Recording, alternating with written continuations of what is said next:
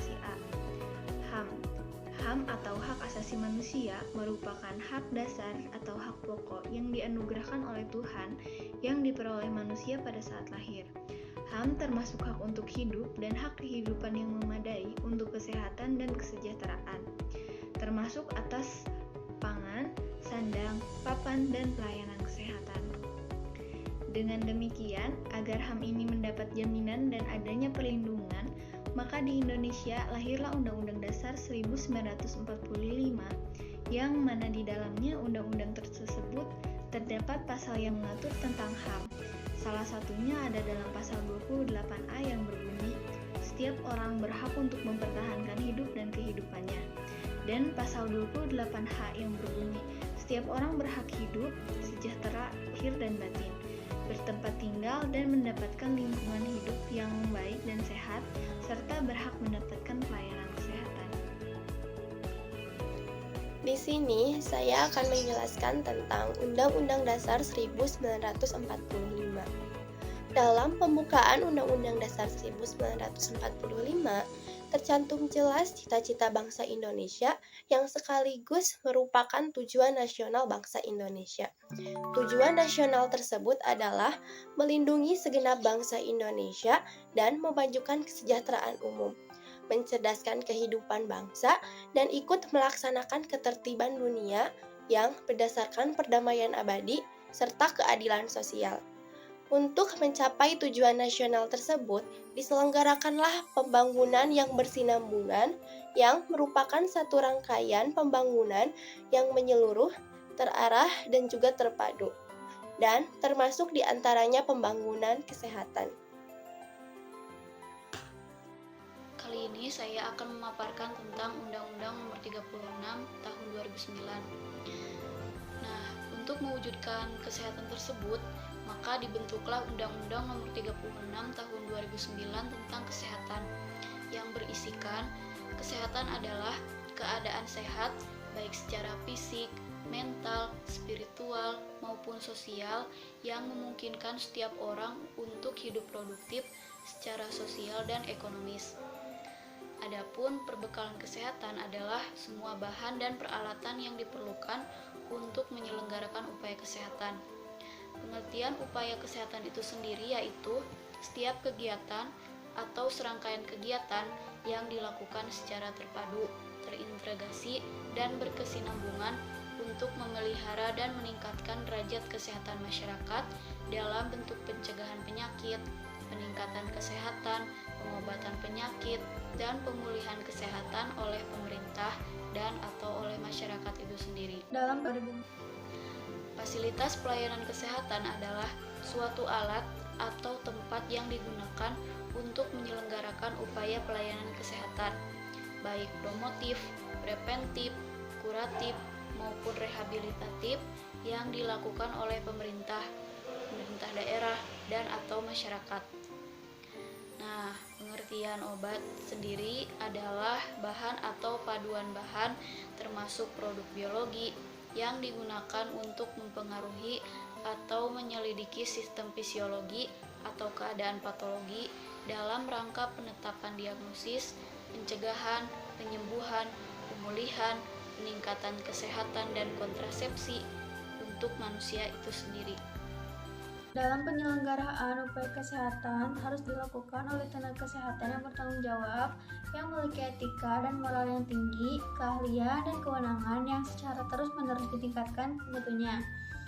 Peran tenaga kesehatan itu untuk meningkatkan kualitas pelayanan kesehatan yang maksimal kepada masyarakat, agar masyarakat mampu untuk meningkatkan kesadaran, kemauan, dan kemampuan hidup sehat, sehingga akan terwujud derajat kesehatan. Dengan demikian, untuk memenuhi hak dan kebutuhan kesehatan setiap individu dan masyarakat, untuk meratakan pelayanan kesehatan kepada seluruh masyarakat, dan untuk memberikan perlindungan serta kepastian hukum kepada tenaga kesehatan, maka dibentuklah Undang-Undang Nomor 36 Tahun 2004 tentang tenaga kesehatan yang berisikan tenaga kesehatan adalah setiap orang yang mengabdikan diri dalam bidang kesehatan serta memiliki pengetahuan dan atau keterampilan melalui pendidikan di bidang kesehatan untuk jenis tertentu. memerlukan kewenangan untuk melakukan upaya kesehatan. Terdapat 13 kelompok tenaga kesehatan, yaitu tenaga medis, tenaga psikologi klinis, tenaga keperawatan, tenaga kebidanan, tenaga kefarmasian, tenaga kesehatan masyarakat, tenaga kesehatan lingkungan, tenaga gizi, tenaga keterampilan fisik, tenaga keteknisan medis, tenaga teknik biomedika, tenaga kesehatan tradisional, dan tenaga kesehatan lain. Tenaga kesehatan yang masuk ke dalam tenaga medis yaitu dokter, dokter gigi, dokter spesialis, dokter gigi spesialis, sedangkan bidan termasuk ke dalam tenaga kebidanan. Warahmatullahi wabarakatuh. Perkenalkan, nama saya Aung Surajat, saya dari kelas Farmasi A angkatan 2021. Di sini saya akan menjelaskan tentang PP nomor 51 tahun 2009. Nah, di mana tenaga kefarmasian itu memiliki peranan yang sangat penting dalam memberikan pelayanan, khususnya pelayanan kefarmasian. Tetapi perangkat hukum yang mengatur praktik kefarmasian itu masih belum memadai karena kemajuan ilmu dan teknologi yang berkembang dan sangat pesat sekali, tidak seimbang dengan perkembangan hukum. Dengan demikian, untuk melahirkan kepastian atau perlindungan untuk mengarahkan dan menata kembali hukum yang mengatur penyelenggaraan praktik kefarmasian, maka dibentuklah PP nomor 51 tahun 2009 tentang pekerjaan kefarmasian. Nah, yang berisi pekerjaan kefarmasian adalah pembuatan, termasuk pengendalian mutu, sediaan farmasi, pengamanan, pengadaan, penyimpanan, dan sediaan farmasi ada obat, bahan obat, obat tradisional, dan kosmetika. Pelayanan kefarmasian adalah suatu pelayanan langsung dan bertanggung jawab kepada pasien yang berkaitan dengan sediaan farmasi dan maksud mencapai hasil yang pasti untuk meningkatkan mutu kehidupan pasien.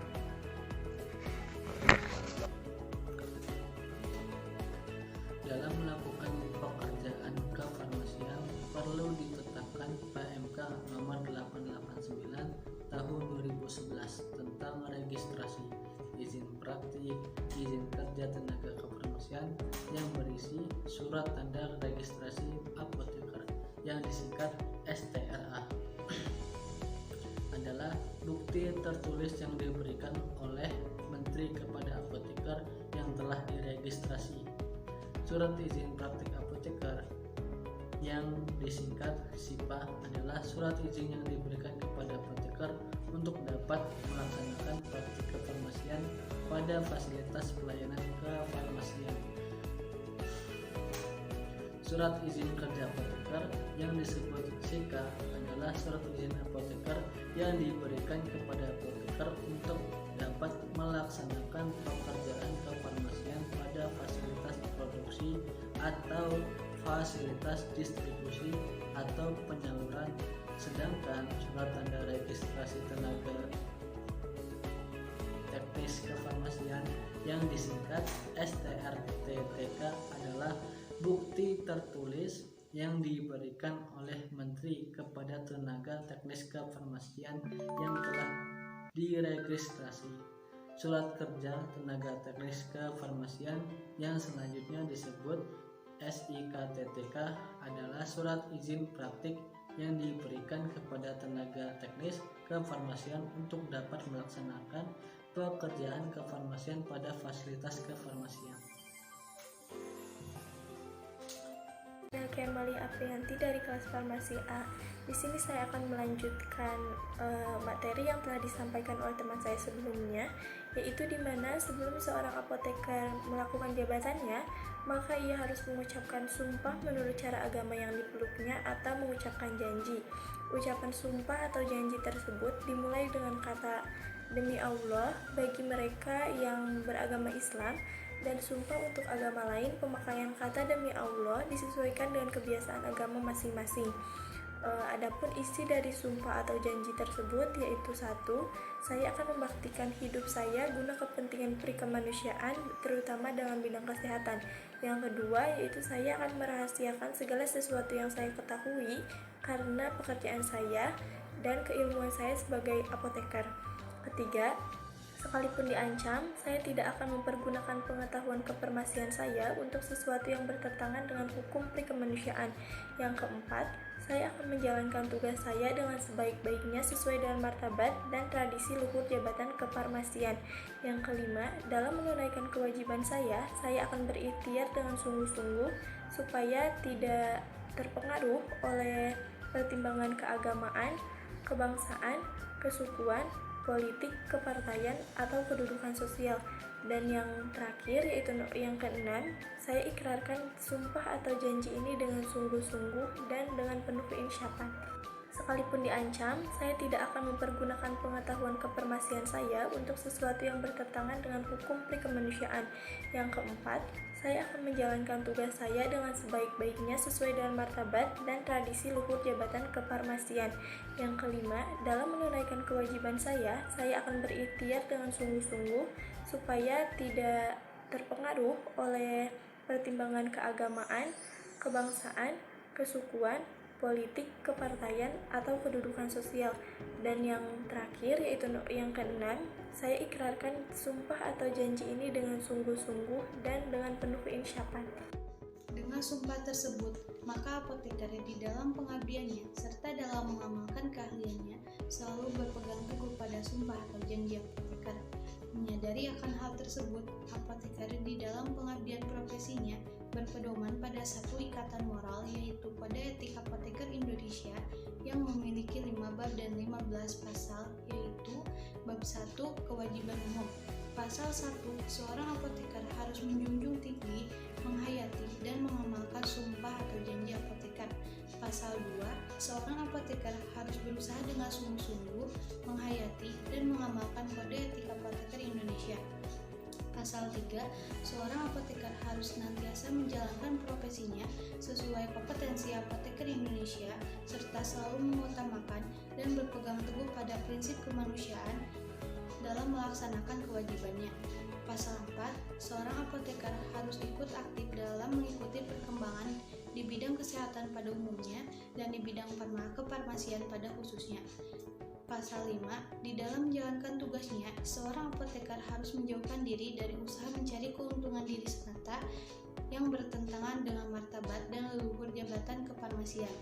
Pasal 6, seorang apoteker harus berbudi luhur dan menjadi contoh yang baik bagi orang lain. Pasal 7, seorang apoteker harus menjadi sumber informasi sesuai dengan profesinya. Pasal 8, seorang apoteker harus ikut aktif dalam mengikuti perkembangan peraturan perundang-undangan di bidang kesehatan pada umumnya dan di bidang kefarmasian pada khususnya. Seorang apoteker harus ikut aktif dalam mengikuti perkembangan di bidang kesehatan pada umumnya dan di bidang kefarmasian pada khususnya. Pasal 5, di dalam menjalankan tugasnya, seorang apoteker harus menjauhkan diri dari usaha mencari keuntungan diri semata yang bertentangan dengan martabat dan leluhur jabatan kefarmasian. Pasal 6, seorang apoteker harus berbudi luhur dan menjadi contoh yang baik bagi orang lain. Pasal 7, seorang apoteker harus menjadi sumber informasi sesuai dengan profesinya.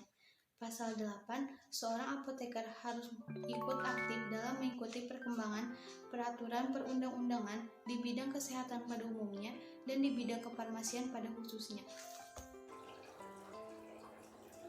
Bab 1. Kewajiban apoteker terhadap pasien. Pasal 9. Seorang apoteker dalam melakukan praktik kefarmasian harus mengutamakan kepentingan masyarakat, menghormati hak asasi pasien, dan melindungi makhluk hidup insani. Bab 3. Kewajiban apoteker terhadap teman sejawat. Pasal 10. Seorang apoteker harus memperlakukan teman sejawatnya sebagaimana ia sendiri ingin diperlakukan. Pasal 11, sesama apoteker harus selalu saling mengingatkan dan saling menasehati untuk mematuhi ketentuan kode etik. Pasal 12, seorang apoteker harus mempergunakan setiap kesempatan untuk meningkatkan kerjasama yang baik sesama apoteker di dalam memelihara keluhuran martabat, jabatan kefarmasian, serta mempertebal rasa saling mempercayai di dalam menunaikan tugasnya. Bab 4. Kewajiban tugas kesehatan lain. Pasal 13. Seorang apoteker harus mempergunakan setiap kesempatan untuk membangun dan meningkatkan hubungan profesi, saling mempercayai, menghargai dan menghormati sejawat petugas kesehatan lain.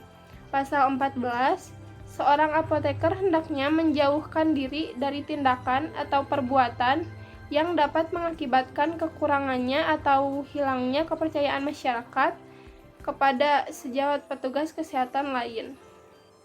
Bab 5 penutup. Pasal 15, seorang apoteker bersungguh-sungguh menghayati dan mengamalkan kode etik apoteker Indonesia dalam menjalankan tugas kefarmasiannya sehari-hari. Sekian pemaparan dari kelompok kami. Mohon maaf apabila terdapat kesalahan. Terima kasih atas perhatiannya. Wassalamualaikum warahmatullahi wabarakatuh.